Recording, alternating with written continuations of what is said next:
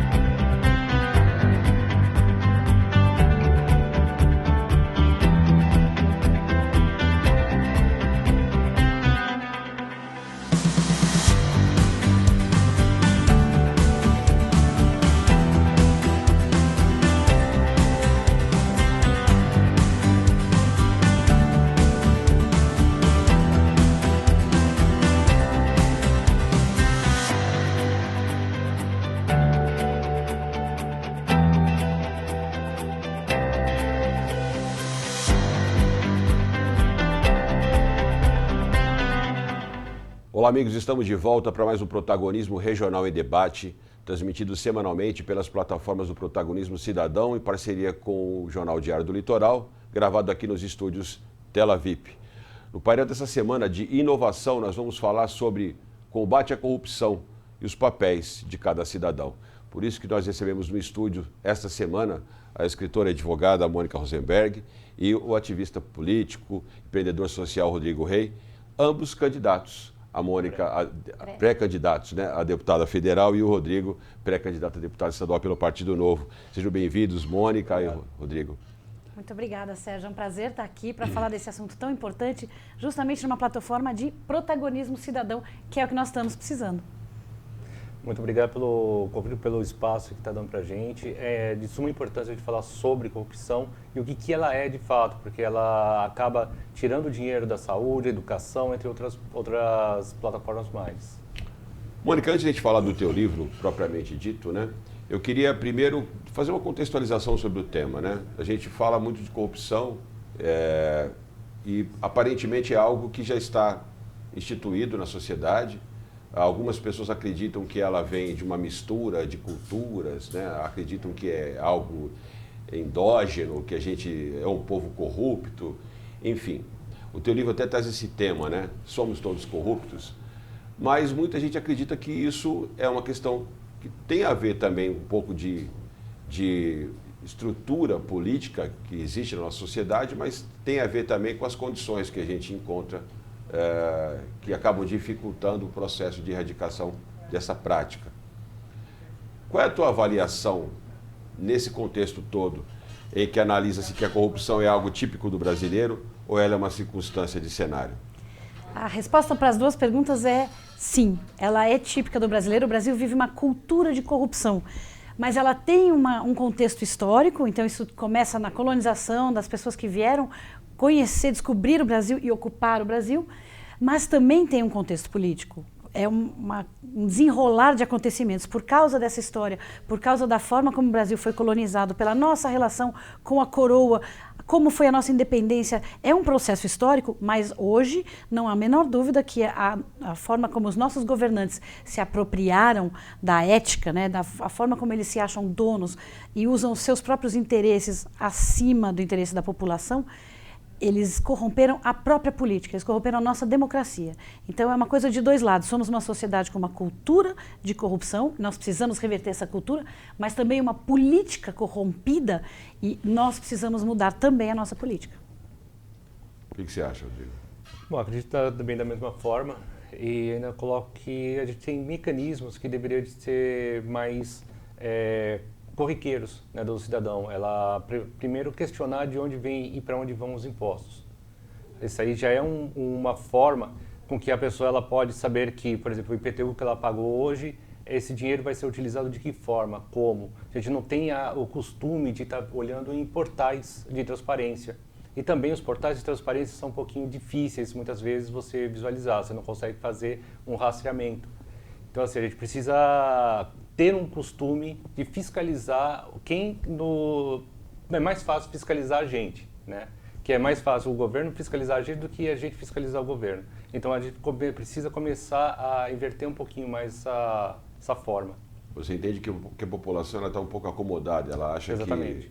que ela não costuma correr atrás das ferramentas que possam dar para ela mais autonomia. É que todas as cidades, praticamente, ela tem um portal de transparência, por exemplo. O Estado de São Paulo tem o seu portal de transparência e o governo federal também tem o seu portal de transparência. Tudo bem que nem todas as verbas elas são colocadas à disposição, fica disponível no portal de transparência. Porém, dá para a gente visualizar de onde que veio o dinheiro, para onde que foi o dinheiro, o que é que foi feito. A gente olha aquelas placas dizendo sobre obras, vê o valor, mas esse valor realmente ele é um valor real que você vai estar pagando por aquela obra? Será que não tem um pouco mais, ou então alguma coisa ali que está errada? Às vezes você pega obras aí, por exemplo, aqui em São Vicente, o Cachapuã, uma obra que era para ser feita, se eu não me engano, em 2 anos, ele foi se arrastando, o início dela se arrastou para mais de 3 anos. Então, assim, o valor dela foi feito aditivos, colocado mais dinheiro. Em cima disso, só para você poder concluir esse raciocínio, você acredita que a corrupção ela já é perceptível pela sociedade na qualidade do serviço público? Eles conseguem perceber que naquele serviço mal prestado tem ato de corrupção? Sim, porque, por exemplo, pegando o caso de São Vicente, você tem as galerias que elas deveriam de ter um tratamento especial, tudo mais, você tem uma tomada de preço, só que esse valor ele acaba sendo a menor do que é que foi no pedido pela empresa. Então ele coloca mais aditivo, vai demorando mais para entregar, excedendo o prazo, e você passa de, por exemplo, a obra era para entregar em 2020, estamos em 2022, não começou, por exemplo, não é o caso dessa obra em si. Mas, por exemplo, você tem esse problema. Em Campos do Jordão tem algo parecido. Você tem uma rotatória que ela foi iniciada em 2000, depois a primeira fase, a segunda fase foi para 2020 e ainda está para ser feita a terceira fase. Então, assim, por que tanta demora? Por que tanto também o valor, o custo dela vai aumentando? Então, você vai tendo aditivos em cima de aditivos. Você vai tendo uma prorrogação da prorrogação que já foi pedida. E a obra não fica, a obra não está ali. É a mesma coisa que uma UBS, é a mesma coisa que uma escola, é a mesma coisa que qualquer obra pública. As obras públicas, por que funcionam lá fora e não funcionam a contento aqui dentro, como lá fora? Então tem alguma coisa muito errada, certamente corrupção. Possa ser que não 100%, mas 85% pelo menos, com certeza, tem algum desvio de dinheiro. Essa resposta do Rodrigo, Mônica, ela nos remete a uma outra análise, para quem nos acompanha aqui, que esses mecanismos de corrupção eles vão se amoldando, né, a outras aplicações, digamos assim. São várias faces da corrupção. Inclusive indicação de pessoas não qualificadas para cargos para obter vantagens partidárias, digamos assim, políticas partidárias, né? Porque eu não gosto de confundir a palavra política com política partidária, porque a política ela é em si algo saudável. Mas quando a política ela defende apenas grupos de interesse, ela deixa de ser algo saudável, né? A política é o entendimento, né? Vamos criar uma política de convergência para que a gente possa convergir para uma solução, né? que atenda a maioria. O problema não é a política, são os políticos. Exato. Exatamente, nesse caso, né?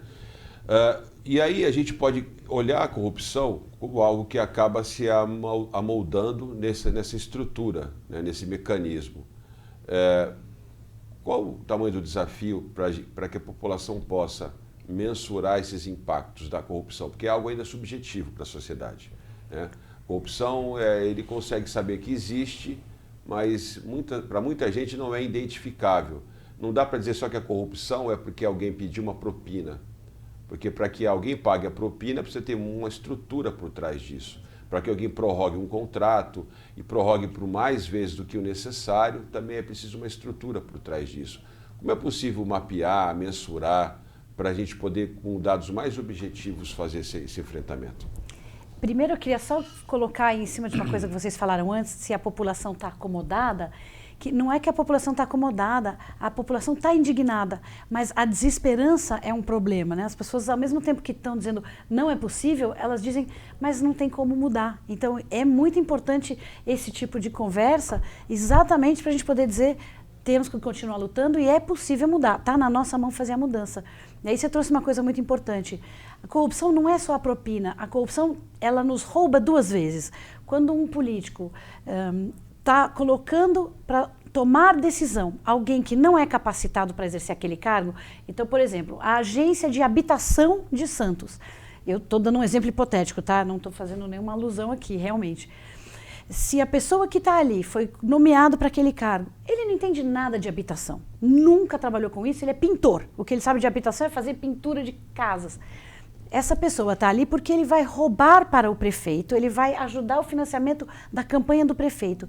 Então, ao mesmo tempo que ele está roubando o dinheiro que está indo para a campanha, ele está roubando o futuro das pessoas que precisam de políticas de habitação efetivas e que estão sendo privadas de uma pessoa inteligente que possa tomar decisões. E mesmo que ele não roube, né? Se ele não consegue produzir nada e está ali para ganhar um salário para o pagamento de campanha, ele já está de alguma forma participando de um ato de corrupção, né? Porque ele está deixando de produzir e entregar aquilo para qual o imposto está sendo destinado, que é o salário dele. Que é o que a gente chama de cabide de emprego. A pessoa é contratada, ela não vai trabalhar ali, nem comparece ou bate ponto, né? Nós vimos isso no governo federal com aquela pessoa que vendia açaí. Ela era funcionária, paga, mas nas esferas de decisão, a pessoa precisa, o povo brasileiro precisa de políticas públicas que resolvam. Quando você põe alguém numa cadeira de decisão e essa pessoa não sabe o que está fazendo ali, por mais que ele diga, tá bom, não está roubando, mas você está roubando o futuro, você está roubando as políticas que as pessoas... A esperança... Lá em São Paulo tem um... Quem já foi ao aeroporto internacional viu que você vai de trem até o aeroporto e ele chega no meio do caminho, não vai até dentro do aeroporto.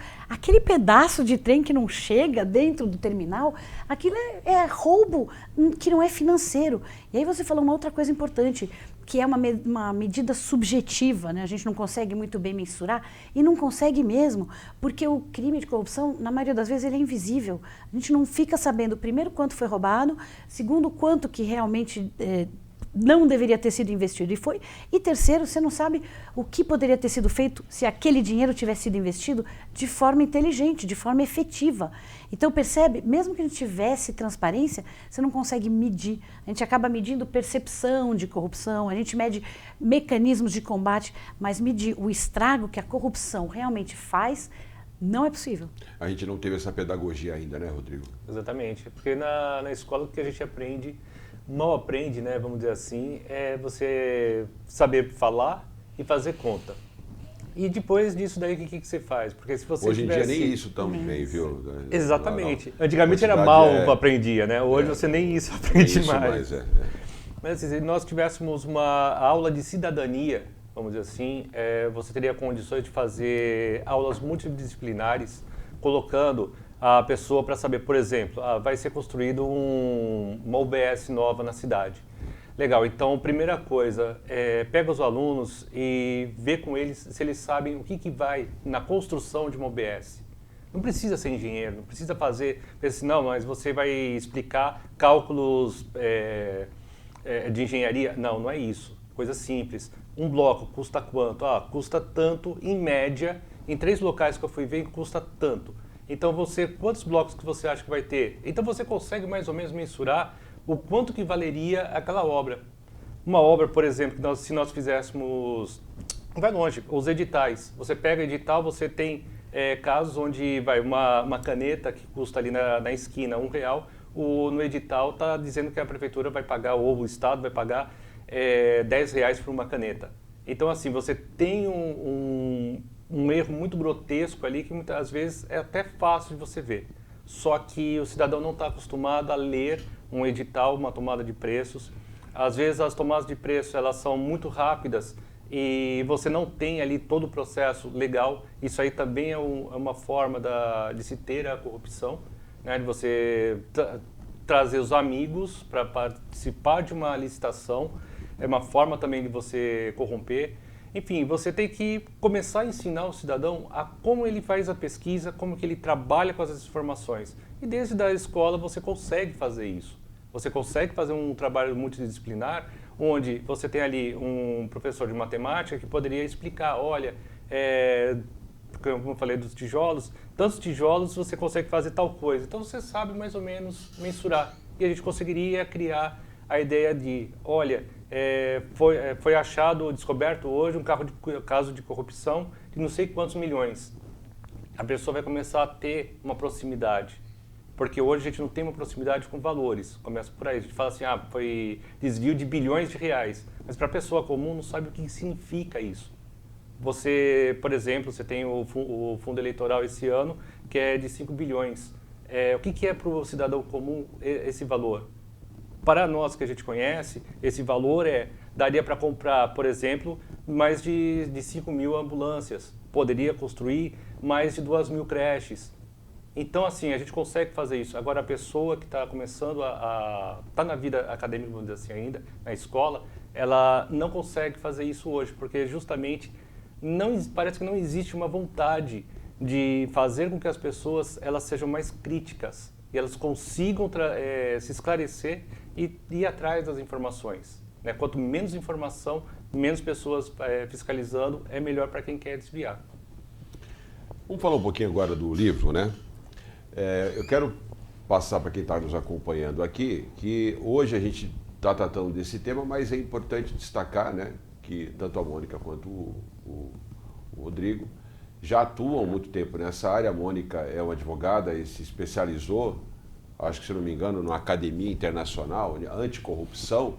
Queria que você pudesse falar um pouquinho dessa história, Mônica, e aí como surgiu a ideia do livro, antes da gente falar um pouquinho mais dos detalhes desse livro. Eu fiz um curso de melhores práticas internacionais de combate à corrupção lá em Viena, na Academia Anticorrupção. E foi surpreendente encontrar, por exemplo, holandeses fazendo o curso, porque a gente acha que corrupção é só no Brasil ou em países subdesenvolvidos. Mas não, eles têm, por exemplo, um problema muito sério de tráfico de influência. E eu sempre procurando enfrentar a corrupção e quais são os melhores mecanismos, principalmente para aplicar aqui no Brasil, porque nós já falamos que nós temos um problema de cultura de corrupção.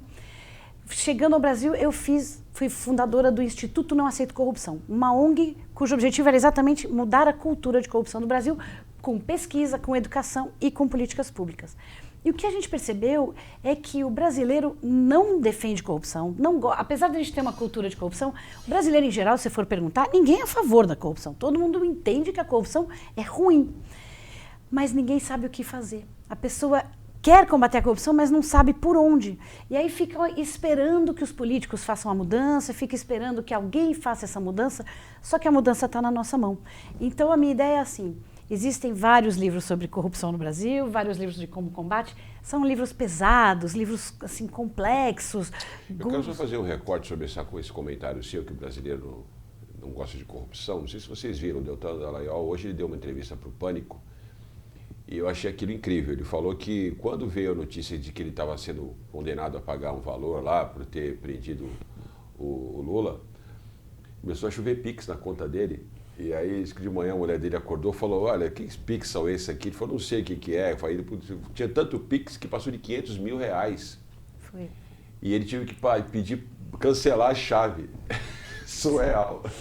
Isso é... Então, mas o que fenômeno explica isso? Né? O cara, não é possível, não, dá o dinheiro pro cara. Então, essas coisas, elas, de certa forma, elas reforçam o que você falou, a indignação das pessoas. Não estou aqui fazendo juízo se o Dallagnol é certo ou errado, se o que ele fez foi bom, se não foi. Eu tenho minha opinião e não nego a minha opinião, sempre manifesto ela, mas que realmente isso é algo incrível, incrível. As pessoas querem se engajar na luta e não sabem como. Você vê, foram lá mandar Pix pro Deltan. Ele nem pediu, só dá a notícia. Foi o absurdo da questão dele ter sido condenado e certamente isso vai ser revertido, mas é a vontade que o brasileiro tem de se engajar, apesar... Vai tentar prender um poderoso totalitário, dá nisso, né? Pois então, não pode. Mas quando vai fazer, tem que fazer tudo certinho dentro da lei também, né? Assim, é importante, porque a gente teria talvez um outro Brasil se a Lava Jato hoje continuasse viva e ativa. Mas não é o assunto do dia, nós estamos falando de protagonismo cidadão. Exatamente. E o cidadão precisa saber que tem caminhos. Está na nossa mão, tem coisas que nós podemos fazer.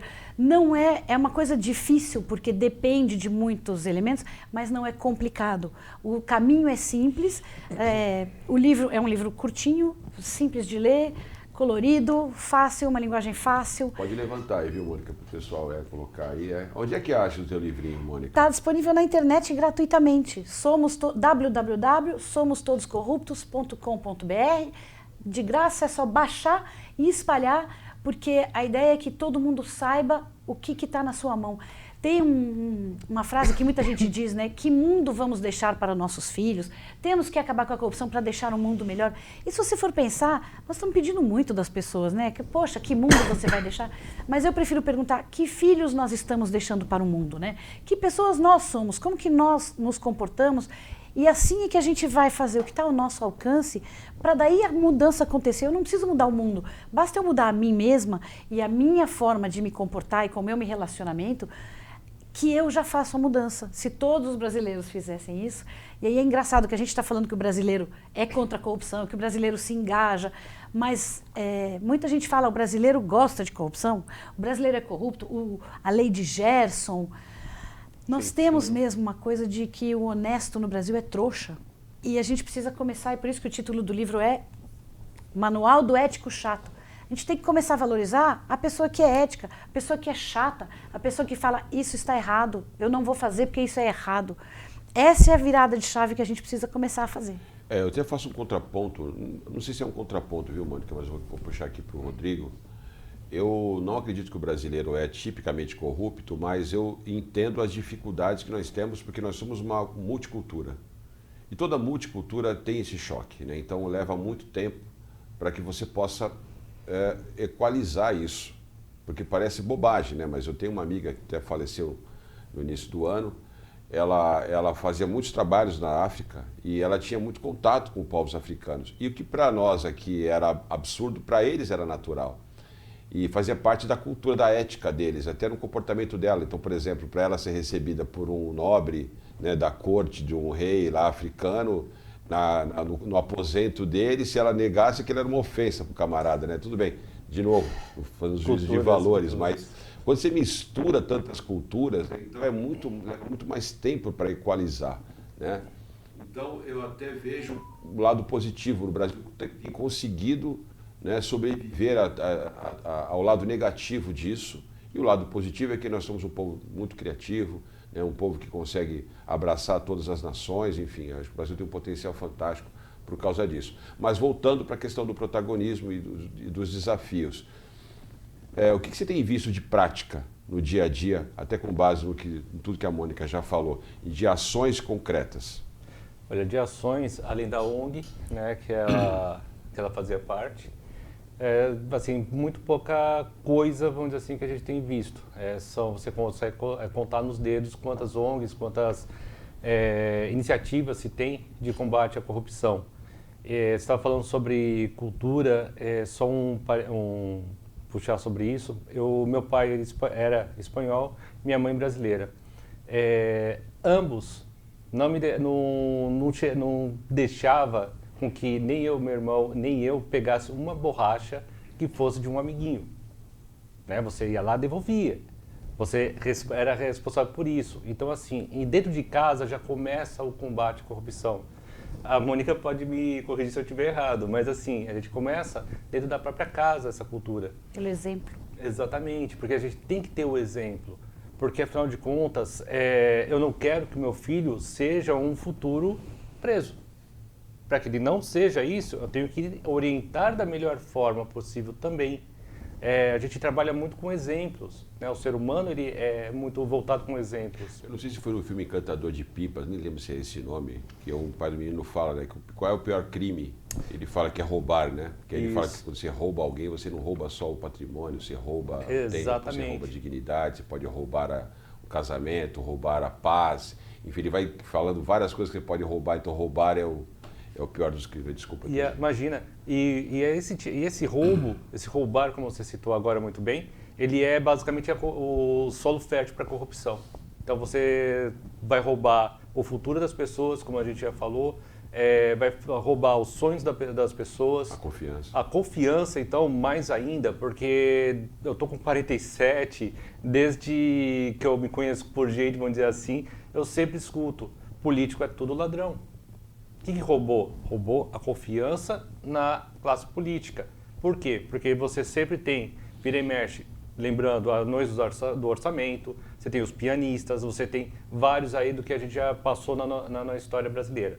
Então, para que isso não aconteça novamente, a gente precisa já começar a formar pessoas com conscientização política e também que saibam, entendam o que é corrupção.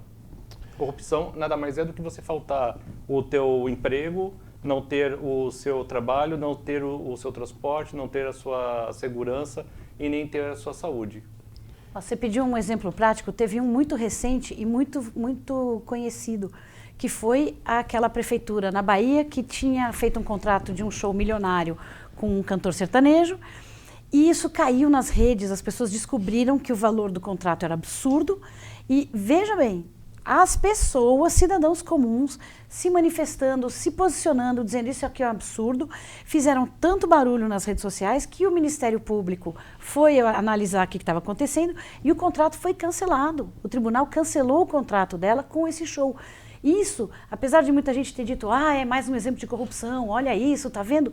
Na verdade é exatamente o contrário. Foi um exemplo de uma coisa, de um ato corrupto, que acontecia de forma velada, ninguém ficava sabendo. Há 10 anos atrás isso era comum, a gente não sabia. Hoje a gente fica sabendo, a gente faz barulho e a gente consegue reverter aquilo. Então é uma coisa positiva, é sociedade engajada, fazendo a mudança e conseguindo quebrar. Não é uma coisa que vai acontecer da noite para o dia, mas vários pequenos casos desses, a próxima prefeita que for querer fazer um show para resolver, atender seus sonhos e pagar um valor milionário que tinha que estar sendo investido numa cidade que foi destruída pela enchente, ela vai pensar 2 vezes.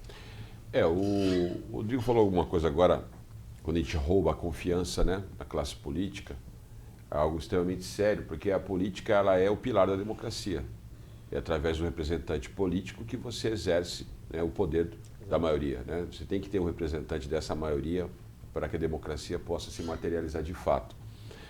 E aí, nesse caso, fazendo uma união das duas questões, do exemplo que você deu com essa abordagem, a gente vai precisar construir esses caminhos, né, de criar modelos de pessoas que não serão perfeitas, porque nós não estamos no paraíso, no mundo perfeito, mas pessoas que possam, de alguma forma, apresentar coerência na sua agenda, nas suas propostas, para levar a cabo uma plataforma, né, de mandato. Né?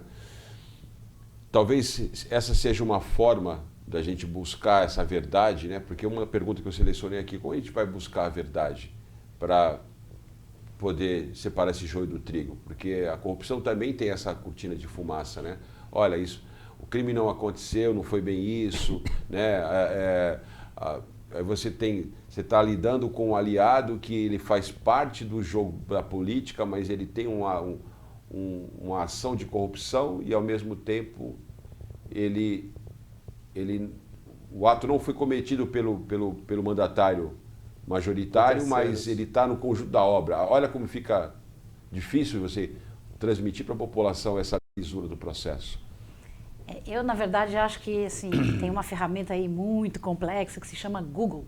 Se você der um Google, você põe o nome, nós estamos falando de eleições, a urna está ali, nós estaremos em outubro frente às urnas. Tem um monte de candidatos aí se colocando.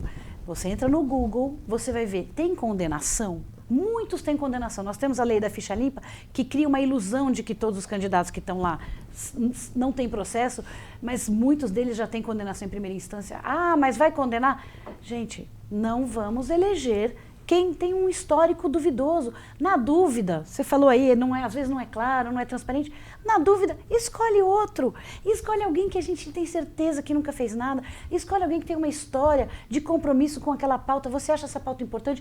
O que essa pessoa já fez em relação a essa pauta? Dá uma olhada. Ele tem 3, 4, 5 processos. Não vamos colocar na gestão pública. Não precisa ir preso. Não vai cumprir a pena antes de condenação transitada em julgado. Eu até acho que isso tem que mudar, mas ok, a lei hoje diz isso. Mas não vamos pôr para tocar o dinheiro público, para tocar o Tesouro Nacional. não votem em quem a gente tem dúvidas. E isso é só olhar no Google. O que você acha? Bom, e complementando, você também tem o seguinte, você hoje elege uma pessoa, você vai estar gastando com esse mandatário. Aí depois você vai suspender o mandato dele, porque ele vai estar tendo um processo, né, vai ocorrer o processo todo. E depois esse dinheiro vai para onde? Esse dinheiro é nosso.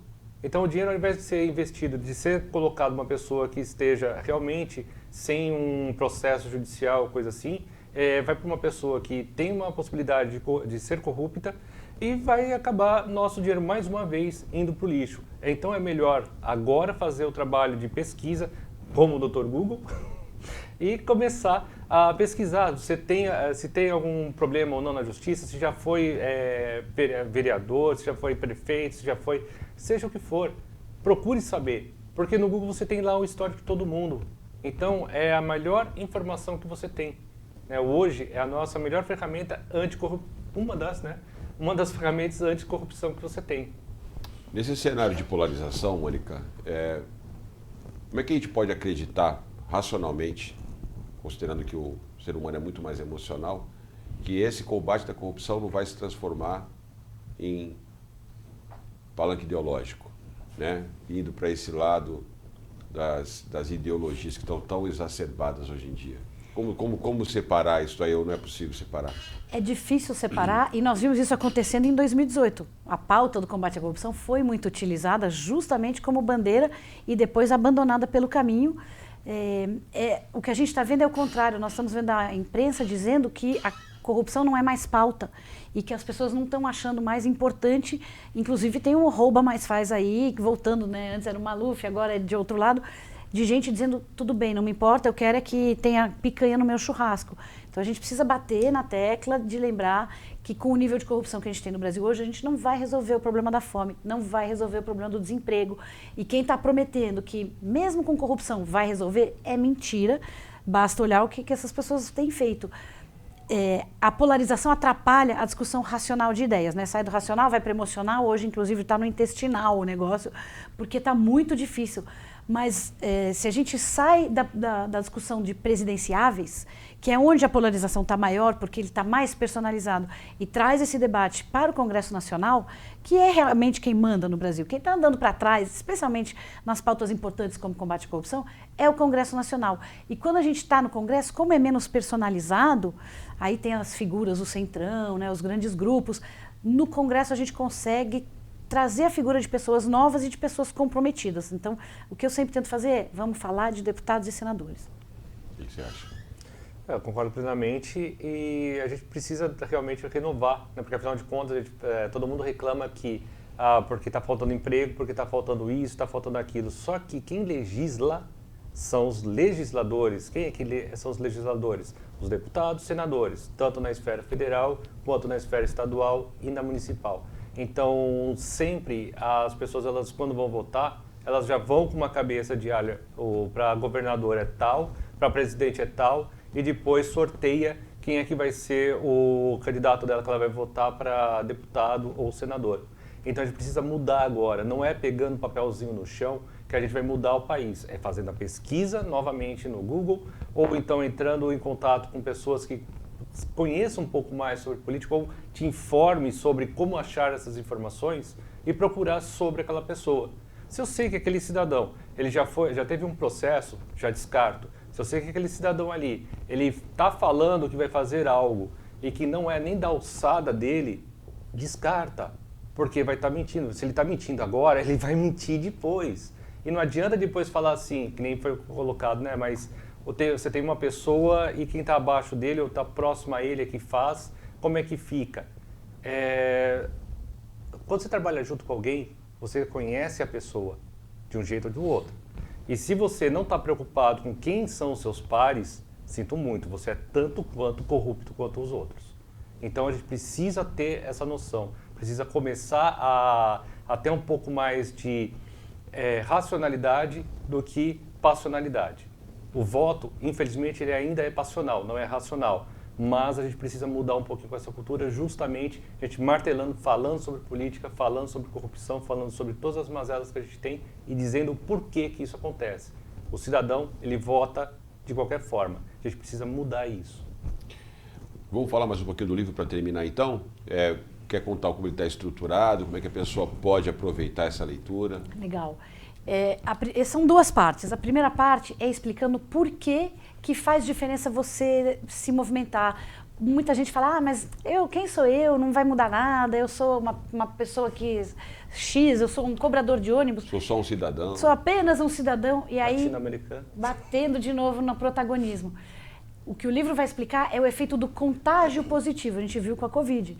Você vai contagiando, vai chegando em mais e mais pessoas, e é esse grande efeito que vai fazer a mudança acontecer. É um processo gradual, mas nós temos que começar já.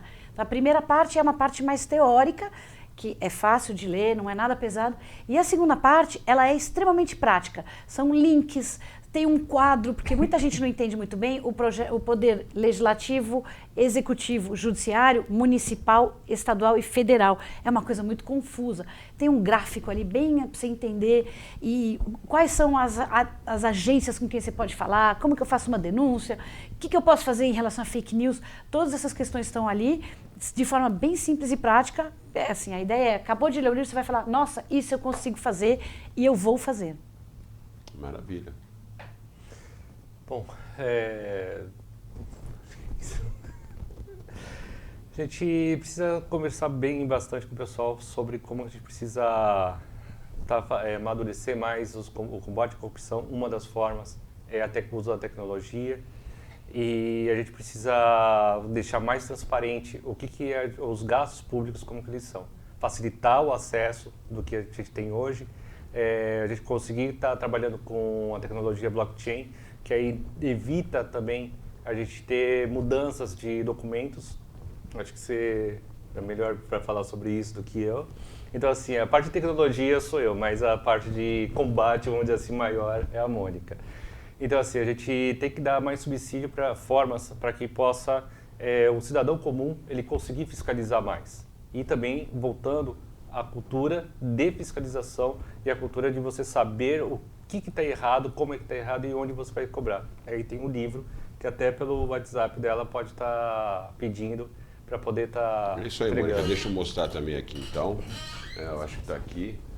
A gente vai colocar o link também na matéria do portal protagonismocidadão.com.br para quem for depois ou até aqui na descrição do vídeo. Vai estar também. Tá? E a Mônica prometeu que ela vai autografar um para mim. Se ela não autografar, não trago mais ela no programa. Cumprirei todas as promessas, pode ter certeza. Posso deixar meu WhatsApp? Quem quiser me manda uma mensagem, é 11 97150 3077. Me manda um oi e eu te mando o link direto para baixar o livro. Dá tempo de falar rapidinho cenário político. O que você está postando aí, Rodrigo? Como é que está esse cenário político no federal, São Paulo? Como é que o Novo vai se posicionar? O Novo vai ficar na neutralidade? O Novo vai ter poucas candidaturas majoritárias, né? Eu falei do Zema antes de começar o programa. O Zema adotou uma postura bastante interessante, né? Ele foi um governador que apresentou resultado, foi muito claro nos posicionamentos dele, jogou a favor do governo quando ele achou que tinha que jogar, criticou quando teve que criticar. O Marcel Van Houten também, um deputado também que se destacou nesse ponto, né? Porque assim, todo o cenário que só ataca está favorecendo também um lado que nefasto, né, para o Brasil e que a gente sabe que realmente foi complicado. Como é que você está vendo esse cenário? Bom, nós vamos ter aqui digamos assim, uma pessoa que já é basicamente o Zema da nossa Câmara Federal, que é o Vinícius Poit. Ele é o nosso pré-candidato ao governo do Estado. Tem lá, se eu for começar a falar tudo que já foi feito, tanto com ele como responsável da bancada paulista, quanto pela nossa bancada do Novo no Congresso, na Câmara, eu vou ficar um bom tempo aqui. Então, assim, procura ver sobre o Vinícius Poit, o que ele já fez. Ele é uma pessoa assim, excelente, ele tem bom trabalho já prestado. O Vinícius é deputado federal e é pré-candidato a governador em São Paulo, pelo Novo. Ele vai para governador. E nós temos também para o Senado o Melão. Ele é hoje o deputado estadual.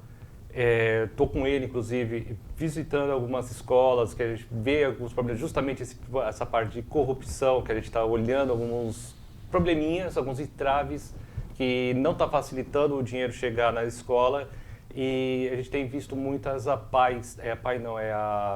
Associação de Pais e Mestres, eles têm casos onde já fizeram desvio, tiveram problemas burocráticos. Então, assim, estou trabalhando com eles justo para a gente ver como é que isso daí pode ser melhorado, né? A gente pode estar trabalhando com isso. Ele vem agora como candidato ao Senado de São Paulo. Agora para estadual e federal, tem a federal, que é a nossa pré-Mônica, eu para estadual, e para presidente a gente tem o Luiz Felipe Dávila. Tem uma pessoa assim excelente, que a gente já teve várias oportunidades de conversar com ele. Ele destoa totalmente do que a gente tem aí da política tradicional. Você pegar os 4, vamos dizer assim, que estão nas pesquisas, você olha o Felipe e fala assim, ó, ele destoa totalmente dos demais. Então, se as pessoas começassem a procurar, parar de achar que é um futebol, achar que é uma torcida, né? Você só tem o fulano e o beltrano. Não, você tem muito mais. Nós nunca tivemos no nosso país uma eleição com 2 candidatos. Nós tivemos aí a primeira eleição com mais de 17 candidatos. Então, nós nunca tivemos uma eleição depois da redemocratização. O Eduardo Cunha afirmou o contrário, né? Ele disse que sempre as eleições do Brasil sempre foram polarizadas. E esse negócio de terceira via nunca existiu no Brasil. Ele quer que a gente acredite nisso, é isso mesmo. Tinha pessoas que falavam que existia a Terra plana. Eu acredito na Terra redonda.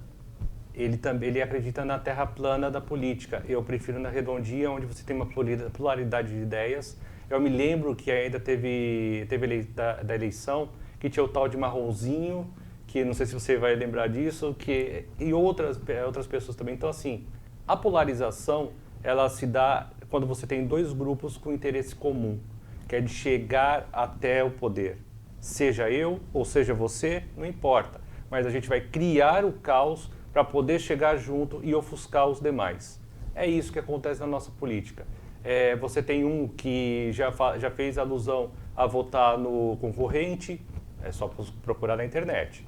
Já fez alusão de que a Venezuela era um exemplo para o Brasil para seguir, é só procurar pela internet. Então, assim, existe muito material na internet, a gente vai procurar saber o porquê da polarização, a gente vai identificar bem que é sempre os mesmos grupos políticos que querem ficar se revezando no poder e não deixar outros novos, com novas ideias, com novas motivações para poder estar no poder. Populismo é o que mais tem no nosso país. Desculpa, Rodrigo, pode concluir. Só ia falar que a gente precisa de estadista, chega de estatista. Mônica, estou pegando até essa fala aqui, para a gente encerrar, como você é pré-candidata a deputada federal, como é que você viu a postura da Câmara diante de todo o ativismo do Poder Judiciário e interferiu, aí, invadiu competências da Câmara, independentemente das razões, mas fatalmente você consegue avaliar que houve invasão de competência em vários momentos por parte do Poder Judiciário e a Câmara se ajoelhando diante disso. Talvez tenha aí a relação do tema aí com essa inércia, né, do Poder Legislativo? Com toda certeza. O que deveria ser um sistema de freios e contrapesos, onde os 3 poderes se equilibram mutuamente, hoje é um sistema de freios de rabos presos. Eles têm rabo preso, então ninguém age contra o Freio outro. de rabos presos. Mas é isso, e é o que a gente precisa quebrar, e é por isso que eu volto a falar, foco no Congresso. O Senado é quem controla o STF, são os senadores que precisam ter independência para se posicionar. E então fica essa coisa onde não é claro, todo mundo tem medo um do outro, e quem acaba sendo prejudicado no final é o povo brasileiro, é no Congresso que a gente vai fazer a mudança. Maravilha. Eu quero então me despedir, por favor, quero pedir para a produção colocar a câmera no Rodrigo primeiro. Ver se eu consigo aqui localizar aqui o currículo do Rodrigo. Caramba, hein, eu estou aqui sem meus óculos, mas o Rodrigo está aí, né, bonitão na tela. O Rodrigo que é o técnico em processamento de dados, desenvolvedor e empreendedor do setor de informática, software, sistemas integrados, ERP, manutenção de computadores e sistemas online e hospedagem.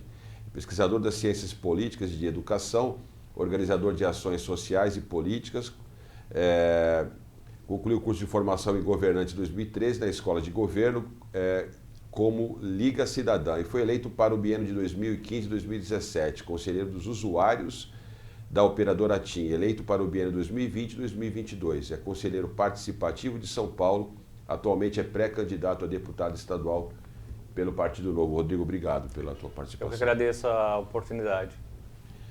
E a Mônica Rosenberg. Mônica Rosenberg, que é advogada, formada pela Universidade de São Paulo, com mestrado no ESSEC de Paris e formação na International Anti-Corruption Academy. Isso, né? Falei certo? Isso. De Viena. Certo. Academia Internacional Anticorrupção. É uma das fundadoras do Instituto Não Aceito Corrupção e atuou como secretária executiva da Frente Parlamentar Ética contra a Corrupção. No Congresso Nacional, é a primeira suplente do Partido Novo de São Paulo, na Câmara dos Deputados, e obteve mais de 35 mil votos para deputada federal em 2018, em sua primeira disputa eleitoral.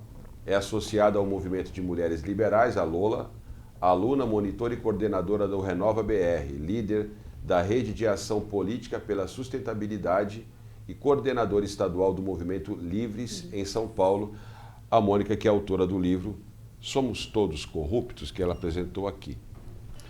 Muito obrigado, Rodrigo. Muito obrigado, Mônica. Nós que agradecemos. E a você que nos acompanhou em mais uma jornada do Protagonismo Regional em Debate, espero que tenha gostado desse programa. Divulgue, curta, se inscreva, compartilhe e até o próximo programa.